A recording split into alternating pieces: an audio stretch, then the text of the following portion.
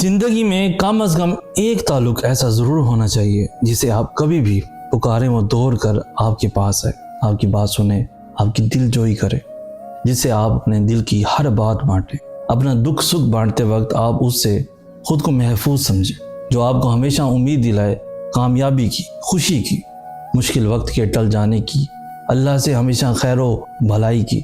हज़ार रंजिशों के बावजूद वो आपको एहसास दिलाए वो तो आपके पास है, वो आपके साथ है, वो तो कभी आपसे दूर हुआ ही नहीं, बस वो आपकी एक आवाज़ का मुंतज़िर था। ज़िंदगी में प्यार मोहब्बत के अलावा भी कुछ ताल्लुक़ होते हैं, उन्हें एहसास का ताल्लुक़ कहते हैं, जज्बात का रिश्ता कहते हैं। और अगर आपके पास कोई ऐसा रिश्ता मौजूद है तो यकीनन आप बहुत खुश नसीब हैं। मेरे नज़दीक एहसास और जज्बात का ताल्लुक़ रिश्तों से बढ़कर है। मज़ीद ऐसी खूबसूरत इंफॉर्मेटिव वीडियोज़ के लिए हमारा चैनल सईद हसन आज भी ज़रूर सब्सक्राइब कीजिए। हमें कहते हैं सईद हसन आज, हम मिलेंगे नेक्स्ट वीडियो में। तब तक के लिए अल्लाह आपका हामी नासिर।